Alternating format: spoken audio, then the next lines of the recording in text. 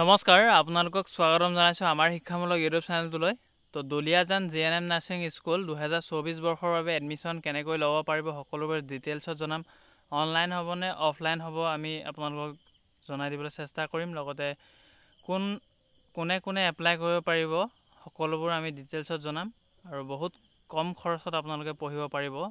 Duliajan GNM nursing স্কুলত যদি আপোনালোকে এডমিশ্যন ল'ম বুলি ভাবিছে তেন্তে বহুত কম খৰচত আপোনালোকে পঢ়িব পাৰিব আৰু থকা খোৱাৰ সকলো সুবিধা আছে, সকলো ফ্ৰী হ'ব আপোনালোকৰ যিহেতু।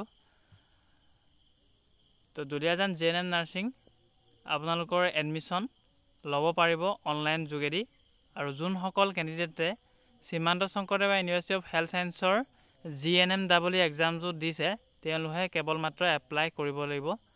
আৰু এপ্লাই কৰাৰ পিছত আপোনালোকৰ কাউন্সেলিং অথবা মেৰিট লিষ্ট মাৰিব। 30টা ছিট থাকিব, যিহেতু 30টা ছিটৰ 30 গৰাকী কেণ্ডিডেটক চিলেক্ট কৰিব মাৰ্ক বেচিছত বা ৰেংক বেচিছত। সকলোবোৰ প্ৰচেছ আপোনালোকক দেখুৱাই গৈ থাকিম বাৰু। তো এপ্লাই কোনে কৰিব পাৰিব ক'লোৱেই, যিহেতু Srimanta Sankardev university of health ছায়েন্সৰ যোনখিনি কেণ্ডিডেট GNMEE এক্সাম দিছিলে 2024 বৰ্ষত তেওঁলোকেহে আবেদন কৰিব পাৰিব। আৰু আবেদন কেতিয়াৰ পৰা হ'ব মই আপোনালোকক ডেট যেতিয়াই মুকলি হয় মই আপোনালোকক আপডেটখিনি দি দিম। যিহেতু Srimanta Sankardev university of health ছায়েন্সৰ এই বৰ্ষৰ ৰিজাল্টটো অলপ দেৰি হৈছে ৰিজাল্ট দিয়াৰ, আৰু ৱেইট কৰিছে বহুতো কেণ্ডিডেটে। কিন্তু এতিয়া এমাহতকৈ পাৰ হৈ গ'ল, কিন্তু আজিলৈকে ৰিজাল্টটো দিয়া নাই। আৰু কেইদিনমান ৱেইট কৰক, আশা কৰিছোঁ অতি সোনকালে দিব। আৰু তেওঁলোকেও দিব লাগে, যাতে ভৱিষ্যতৰ কথা আছে ল'ৰা ছোৱালী ছিট নাপালে অন্য কিবাত তেওঁলোকে এডমিশ্যন ল'বৰ বাবে প্ৰস্তুতি চলাব। যদি পায় তেন্তে ভাল খবৰ তেওঁলোকৰ বাবে, তেওঁলোকে পঢ়িবলৈ সুবিধা পাব। তো দুলিয়াজান জিএনএম নাৰ্ছিঙৰ যোৱা বৰ্ষত কিমান কেণ্ডিডেট চিলেক্ট হৈছিলে আমি লিষ্টখন দেখাই দিবলৈ চেষ্টা কৰিম। তাৰে আমাৰ কেণ্ডিডেট 4 গৰাকীমান পাইছিলে, সেই কেইগৰাকী আপোনালোকৰ সেই লিষ্টখনতে থাকিব, আপোনালোকে চাবলৈ নাপাহৰিব। পোনপ্ৰথমে আপোনালোকে অফিচিয়েল পৰ্টেললৈ আহিব লাগিব। Admission to GNM course in school of nursing all India hospital দুলিয়াজানৰ এই ৱেবছাইটলৈ আহিব লাগিব, বা মই আপোনালোকক যেতিয়া অনলাইন ষ্টাৰ্ট হ'ব তেতিয়া আপোনালোকক জনাই দিবলৈ চেষ্টা কৰিম যে আপোনালোকে কেনেকৈ অনলাইন কৰিব, ষ্টেপ বাই ষ্টেপ সকলোবোৰ দেখাবলৈ চেষ্টা কৰিম। তো ইয়াতে দেখা পাইছে একাডেমিক ছেশ্যন 2023 আৰু 24 বৰ্ষৰ অথবা যোৱা বছৰ এক্সামটো যিহেতু এক্সট্ৰাকৈ পাতিছিলে দুলিয়াজান অল ইণ্ডিয়া হস্পিটেল দুলিয়াজানৰ ফালৰ পৰা, Srimanta Sankardev university of health ছায়েন্সৰ লগত কম্বাইন কৰা নাই। তো এই বৰ্ষত কিন্তু কম্বাইন কৰি দিছে, সেইকাৰণে আপোনালোকৰ ৰিজাল্টটো বৰ্তমান দিয়া নাই বুলি ক'ব পাৰি। যিহেতু কেৱল মাত্ৰ GNM নাৰ্ছিঙৰ এটাই আপোনালোকৰ মেৰিট যাব প্ৰথম কাউন্সেলিঙৰ বাবে, তাৰপিছত গোটেই ইনষ্টিটিউটসমূহৰ আপোনালোকৰ কম্বাইন কৰি এক্সামটো পাতিছে। তো চিলেকশ্যন কৰাত অলপ টাইম ল'ব, সেই গতিকে আশা কৰিছোঁ তেওঁলোকে অতি সোনকালে ৰিজাল্টটো দিয়ে যেন। তো ইয়াতে দিয়া আছে merit list for admission into this GNM course session 2023 to 2024 in school of nursing all India hospital Duliajan.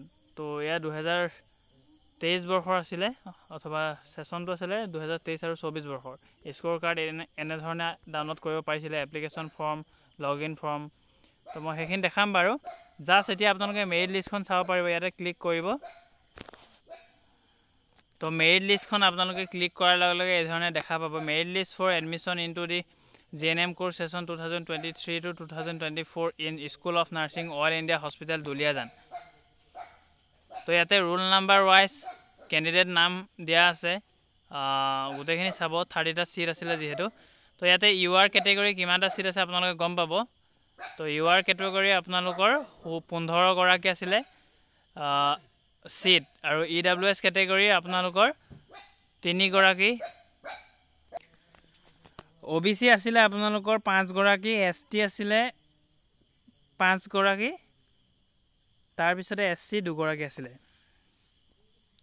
তো টোটেল আছিলে 30টা কেণ্ডিডেট। এইবাৰো 30টা আপোনালোকৰ ছুপাৰ 30 হিচাপে জনাজাত। তো ছুপাৰ 30 আপোনালোকৰ ছুপাৰ 30 কেণ্ডিডেট চিলেকশ্যন ল'ব তাৰ বাবে আপোনালোকে অনলাইন এপ্লাই কৰিব লাগিব। তো কোনো ফিজ নলয় বাৰু আপোনালোকৰ। তো অনলাইন এপ্লিকেশ্যন আপোনালোকে ফৰ্ম ফিল আপ কৰিব লাগিব। তেতিয়াহে আপোনালোকৰ যদি মাৰ্ক বা ৰেংক ভাল থাকে তেন্তে চিলেকশ্যন কৰিব তেওঁলোকে। তো কেনেকৈ অনলাইন কৰিব আমি আমাৰ চেনেলত আপোনালোকক দেখুৱাই দিম, বা আপোনালোকে যদি আমাৰ চেনেলক যোগাযোগ কৰিব বিচাৰে, মই যেতিয়াই ভিডিঅ' আপোনালোকৰ লিংক অ'পেন হ'ব বা ৰিজাল্ট দিব তাৰ পিছৰ পৰা ষ্টেপ বাই ষ্টেপ গোটেই খবৰখিনি দি থাকিম। তো আমাৰ চেনেলটো ফ'ল' কৰি ৰাখিবলৈ নাপাহৰিব, আৰু যিমান পাৰে বন্ধুবৰ্গলৈ শ্বেয়াৰ কৰিবলৈ নাপাহৰিব ভিডিঅ'সমূহ, যাতে সকলোৱে গম পায় যে এনেধৰণৰ আপডেট দিয়া চেনেল আছে বা শুদ্ধ ইনফৰমেশ্যন দিয়ে বুলি আপোনালোকে দিব পাৰে।